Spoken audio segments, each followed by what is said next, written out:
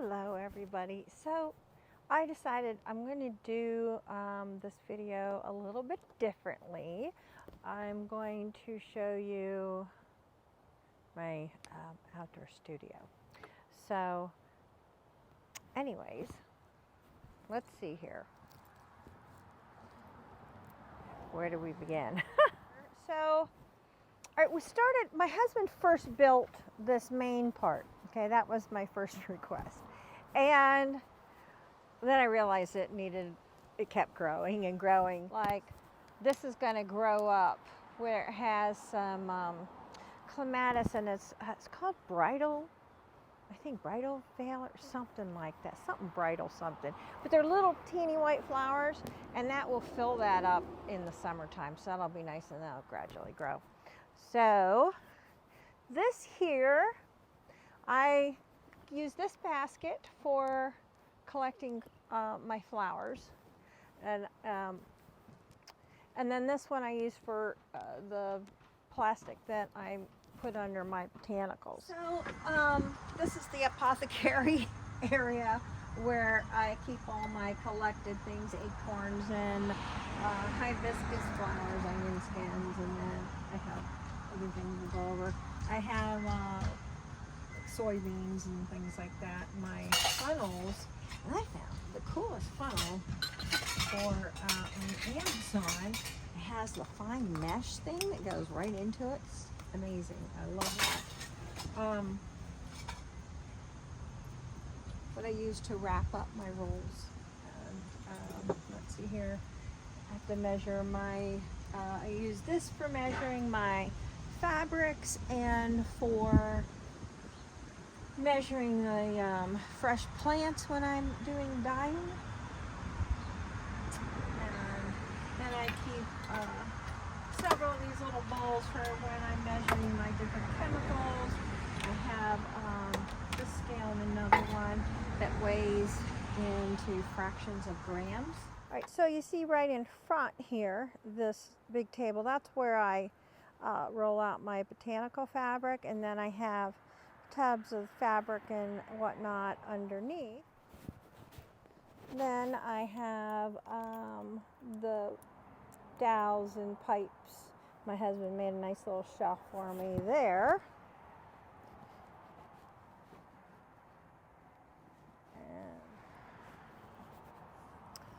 Okay, so I've started doing this year, I use this Tyvek stuff and permanent markers and pins to attach to my fabric, so I know I add to it each time I do a step, so that way I know exactly what I did. So now I'll be able to track my results a lot better. So I have that, and I keep some pens and things in jars for that I use off and on, different tools. I keep some rubber gloves, the thin ones, and then I also have big heavy ones, and then I also have these big guys for the cooking part, and I even keep a few cords for charging my electronics. And I have a big old extension right here that runs from the house, and then I have a little multi-plug thing, so I can I used to just, when I just need a pot of water, some hot water, I use that. I use my I started using an immersion blender for when I'm mixing up the aluminum and the ferrous sulfate, because it's hard to get some of that to dissolve. So this really helps a lot. And then I put some D-rings, and I got these big hooks at the wild bird store, so I can hang up all my pans and whatnot. Okay, and then down here, so I went with gas this year and got some propane and a couple burners. They got some nice big pots. And then I just hang the pots here, so I have a place for them. And let's see here. So we did that, and then I had my husband build this, so I had a place for the pots. And then All right, so this is like the water area basically, where I will wash dishes. I mix up my tannins and for the tannin blankets and all that. So underneath here, I had my husband build a shelf. So once he got the tables made, having these shelves underneath helped me to like put more tubs, and then under there I put buckets and pans and things when I'm working. What else? I'm not sure, but if you have questions, let me know and I can answer them in the comments. I just wanted to show you the basic setup, and it's taken me a while to get this done, and I really apologize because I had a funky infection in my eye, and then trying to deal with the camera tech stuff. I've been, you know, at 64 and trying to learn all the video and the audio and the editing and all the stuff that you got to learn.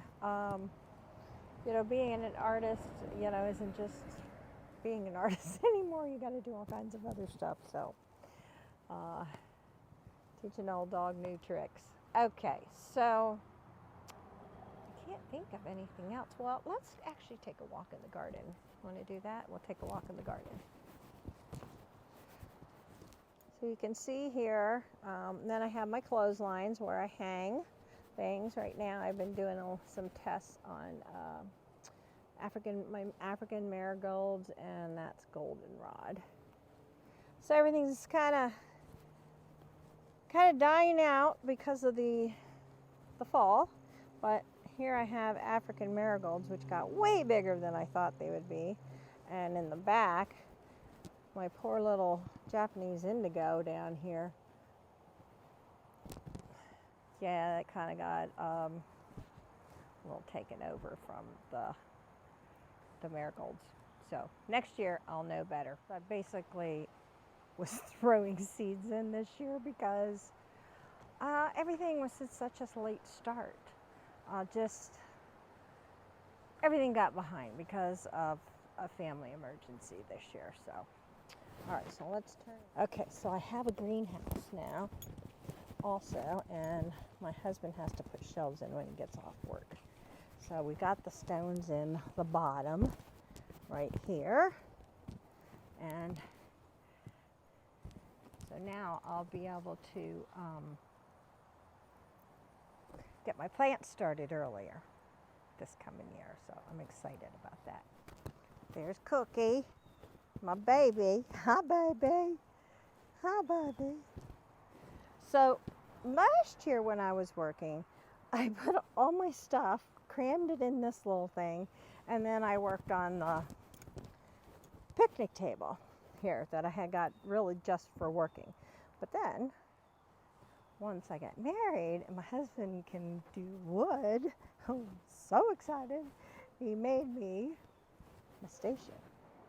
So now I just run my hose here out, and then of course the electric, got that running from there all the way over to there. My idea is I want to try and find, we moved a couple plants, and right here I want to try and get a sink, you know, like one of those stainless steel sinks, so that way I can clean the stuff and everything a lot easier. Also decided to add stones here because of all the water. It was just getting everywhere, and I will probably go ahead and continue. Next year I will add some stones in that area as well. And I use just for music, so I always have my music out here when I'm working, which I love. I gotta have my music. My husband, so we started with this, and then he added the shelves, and I'm like, well, I need a roof because I gotta protect stuff. So he put the roof on there, added D-rings so I can hang things as I need to. Yeah, I love this. It works so well. And then my husband also drilled some holes on the ends of my table, so that way I have this little metal thing that I can't show you because it's holding the camera that is filming me. So, but I can pop it in the different parts of the tables. That way I can film on my own at different angles when I'm, working, since I'm doing all of this, the filming, the editing, the art, all of it. So, yeah. And during the winter, I did want to mention this. So during the winter, since I'm in Ohio, you never know what the winter's going to be. So I get some of those big black tubs with the yellow lids, the heavy duty. They have them at Costco. Anyways, I'll put my stuff in there and stack them up, and that way I'll be protected through the winter without me having to drag everything inside, because I have nowhere to put all this stuff. So there you go. And I have a little hot plate, over there as well. So I tried working with the dyes on the gas burner, but it gets too hot, and I need something really, really low. So I stick with the low electric plate for that. And I think I covered pretty much everything that I can think of. So any questions, just ask in the comments.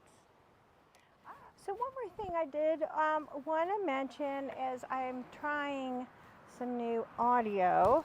Got a little thing right here. So I know that was a problem with some people with not being able to hear, and the music and all the stuff, and I get it.